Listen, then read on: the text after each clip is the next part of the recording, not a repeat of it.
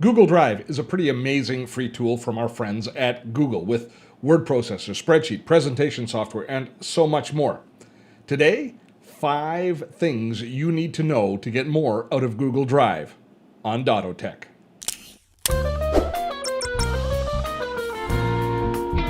Steve Dotto here. How the heck you doing this fine day? At DottoTech, we make technology easy so you can do more.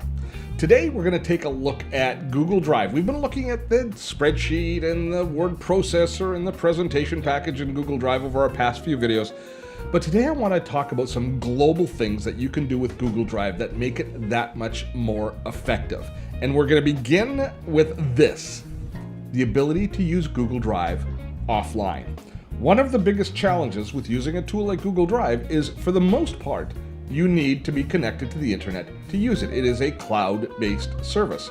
So if you're, say, sitting on an airplane and you don't want to pay outrageous prices for terrible Wi-Fi, you are out of luck as far as editing your presentation or a document that you want to work on. That is, unless you know about using Google Drive offline. Allow me to show you. If you go to the Chrome Web Store and you search for Google Docs offline, we will put a link in the description as low. You add this extension to Chrome and you can use Google Docs offline. Now, it's a small process that you have to go through. You have to install this. It only works in Chrome. It doesn't work in any of the other non-Google web browsers. Now, once you've installed Google Docs offline, you want to go into the Google Docs settings. There's no point in looking for this particular extension in your normal place where you run and manage your browser extensions, because it doesn't work that way. Instead, it's very specific just for Google Drive. So instead, go to My Drive, go into your Google Drive account. And there, if you go under the gear settings in the top right-hand side, you can go into the settings. And here you set global settings for Google Drive. And there is the ability to sync Google Docs, Sheets, and Slides, and drawing files to this computer so that you can edit offline. Now, a few caveats. One they mentioned here right away is don't set this up on a public computer, because then all of your documents will be left behind on the computer. But what's going to happen now is, from the cloud services that Google has, is they're going to sync all of these documents to your local computer.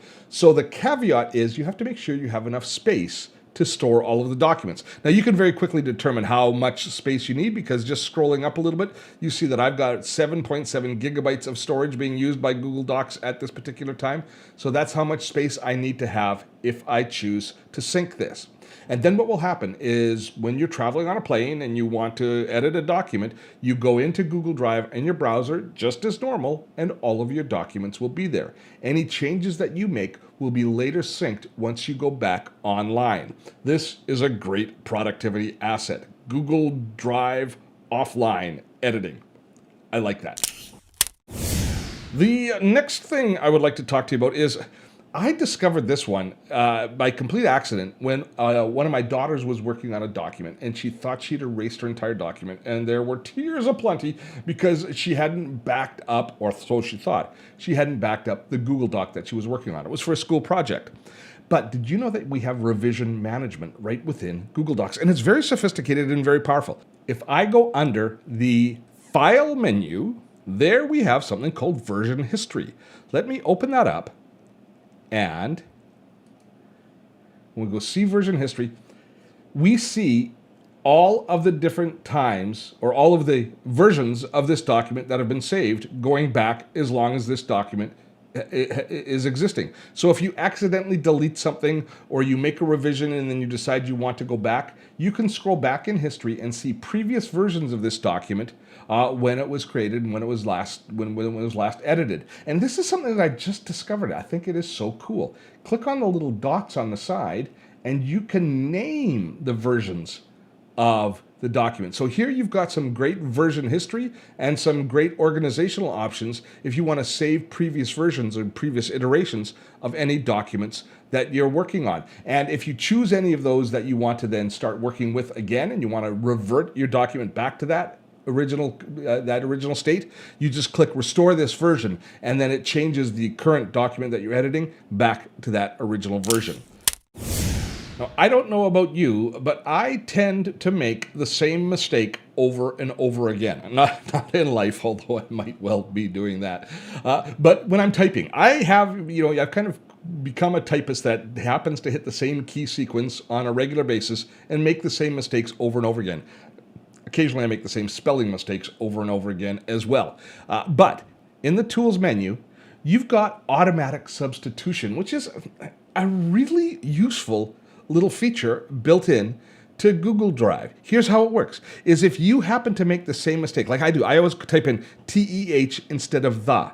If you do that on a consistent basis, you can set up these automatic replacements. So it'll automatically switch and automatically replace it when you make a mistake with the corrected version. So if I'm typing away here and I say, I am TEH, you see, I typed in TEH, but it didn't come in TEH. I'll try it again. TEH. Watch when I hit the H, it changes it to the. It changes it. So if you make consistent mistakes, either in spelling where you invert some letters, you have that kind of an issue as you're writing, or like me, as I'm typing away like mad, I constantly, for example, hit the semicolon instead of the apostrophe for contractions, automatic substitutions, and they will fix it for me. Two more things to talk about. The first is I want to talk to you about publishing any documents that you're working on to the web. Now, this is something that's going to take a little bit of getting your head around, but because Google Docs are a cloud-based service, every single document we create actually has a web address attached to it. We can take advantage of the fact that we have this web address and we can publish that address publicly and allow people to see the living document as opposed to a static document. Allow me to explain that in a little more detail. If I create some instructions for something and I want to send that to somebody, I can save it as a PDF document and email it to them as an attachment, or I can copy and paste it into an email. And in either one of those cases, they get the information that I'm trying to convey to them, but they get a static version of that document. What happens if things change occasionally? We want to modify exactly what we're saying, or it's an FAQ where things are changing on the fly, and we want to give them access to a dynamic document. Well, in that case, for the most part, we would say, oh, we better publish this to the web. We better publish a web page that we can edit, and then anybody that comes to that web page is going to see the most current version of the information that we're creating, right? I mean, that's kind of the reasonable division of labor between published documents and published pages on the web. But because of the nature of Google Docs, we can actually publish our regular documents as web pages. So you can actually send people a dynamic version of a document that you're working on. Allow me to show you that as well. In any document that you're working on, in Sheets, in the presentation, in Google Slides, and in Google Docs, you can, under the File menu, choose Publish to the Web. If you choose to publish any document to the web, it makes a public link of that document, which you can revoke that access later.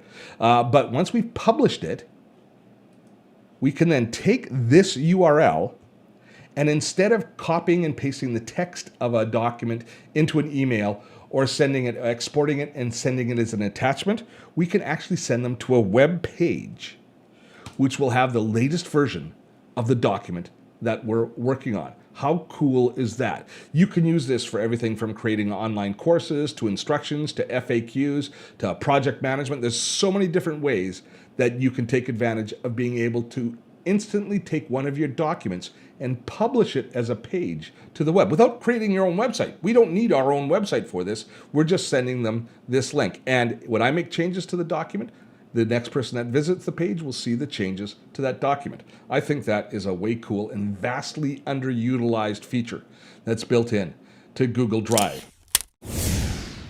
Now, the last thing that I'm going to show you is using Google Drive on your smartphone. So just give me a second here and I'll connect my phone so I can show you the phone screens. And I have my iPhone connected now, and this works in either, of course, Android or iPhone. Just go to the App Store, and in the App Store, you can find all of the different Google apps that are available. Now, you want to make sure that you're downloading the free Google version of these apps. So let me just show you how to make sure of that. If you go into, say, the Apple App Store, there's often other people will create different tools for Google Drive and that sort of stuff. But if you type in Google Drive into the search engine, you can, as you look at any of the apps, don't just open or download the app, but instead tap on the title and check for the publisher and make sure that Google Inc. is the publisher for whatever of these apps that you download. Then you're getting the original Google one, and you know you're in good shape, and you're not getting some sort of a knockoff that does some of the features but might do other things as well. So just make sure of that as you download these different apps. And once you've downloaded them, you can download, and I have the most popular 3 downloaded right here into my phone. I have access to Google Slides, Google Sheets, and Google Drive and Google Docs. So there's 4 of them. But if I go into any of these, I can edit them and manage them from my smartphone.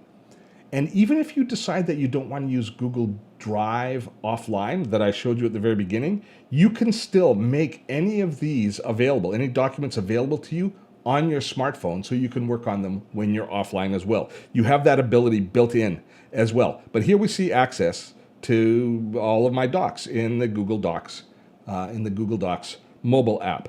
So it's not the most ideal place for editing documents, but for reviewing, for rehearsing, for preparing for a presentation, for that sort of stuff on your smartphone, this is a terrific way to be able to access your data on your phone in both an online and offline environment. And a lot of people never take advantage of the fact that they can manage all of their docs from their smartphone or tablet this easily. And that is 5 kind of, I think, cool things that you should be using with Google Docs that I'm not sure everybody is. So to recap quickly, our 5 super useful Google Drive tips. The first, using Google Drive offline on either your smartphone or your tablet or on your computer. We have the revision history, which allows you to go back in time and get an older version of a document and bring it forward. We have the automatic substitution that corrects common errors that we often make when we're typing. The ability to publish to the web, which I think once you get your head around, you will find is a really terrifically valuable feature. And finally, using Google Drive in a mobile environment, again, either in the offline or online world. Well, I hope you found today's video to be useful. Look forward to your comments in the comments below if you have any questions or comments. I don't have time to reply to each and every comment, but I guarantee you one thing. I do read each and every comment that you post. And if you found today's video to be useful, I have 2 favors to ask. 2, only 2. The first is, please share this video with others. Let them know about the DottoTech channel if they don't know about it. And if you're not yet subscribed to this channel, please subscribe and make sure you ring that notification bell so that you're informed when we upload any new videos. Till next time, I'm Steve Dotto. Have fun storming the castle.